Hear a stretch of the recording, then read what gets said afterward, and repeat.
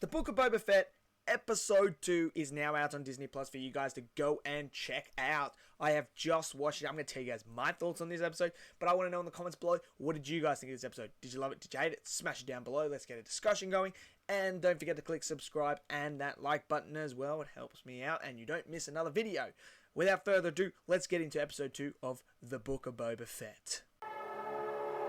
Speak freely.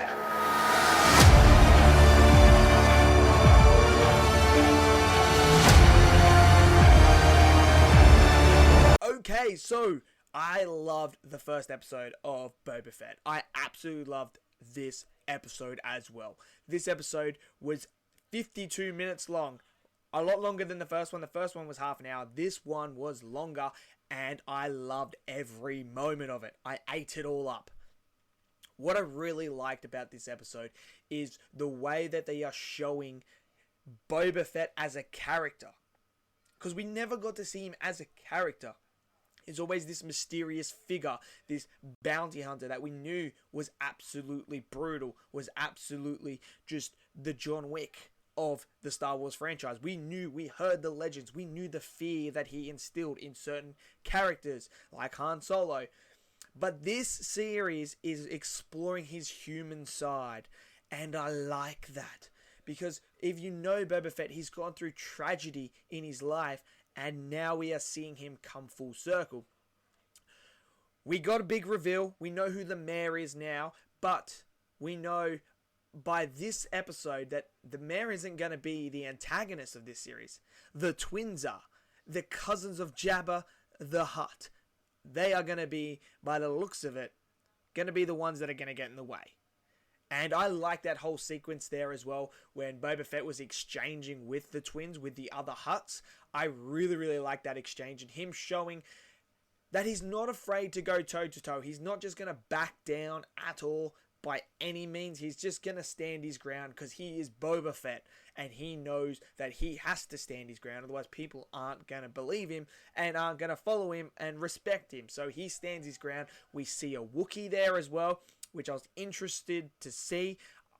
He looks like he's menacing. He's obviously a gladiator of some sort, as Boba was, saying as well.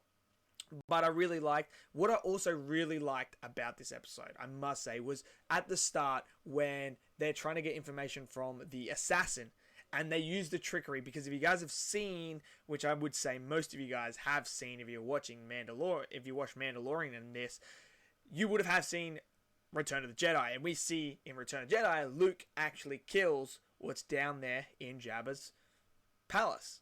And they use that as a fear tactic, which I thought was pretty incredible as well.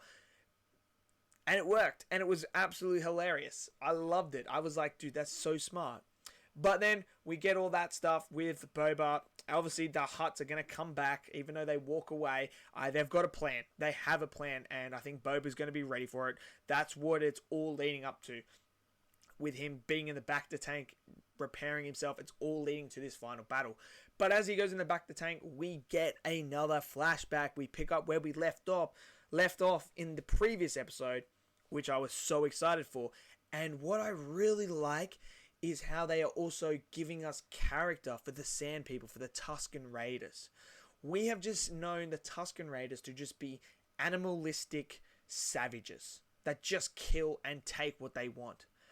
But they're not. They're so much more. They're actually a tribe of people. They are families. And I like how they're humanizing them. It's incredible to see. And I like the relationship they are starting to build with Boba Fett as well. As Boba is learning their ways after being accepted, he learns their ways. And there's obviously this train that comes through that is killing the Sand People as it comes through. They're shooting off it and stuff like that. Boba goes, I'm going to go stop this train. And I love it how we see those people that were in the first episode beating up the moisture farmers and stealing their water and that. We saw them again at a pub, sort of, I guess, bar sort of thing out in the middle of nowhere in the desert. And Boba shows up and just John Wicks them. He just absolutely John Wicks them and just shows you what Boba is all about. He's obviously training in the fighting style of the Tusken Raiders as well. So he's really versatile when it comes to fighting styles, which I really appreciate because it's adding context to his character. And what makes him do this, the motivation of him going there and handing an ass whooping to these people to steal their stuff so he can stop the train, is he's obviously living with the Tusken Raiders, and he's getting that bond and that family aspect that they're just like us. They're just humans, basically, with families and stuff like that. And when he sees them dying and how sad they are, and that triggers him and goes, you know what? I need to do something about this. I can't just let them die and be slaughtered left, right, and center. So I like that. I like the whole idea of him teaching them to ride the speeders. That was incredible and fun, watching them jump, fail, start again. I just love that whole concept. I love his relationship with the little Tusken Raider kid.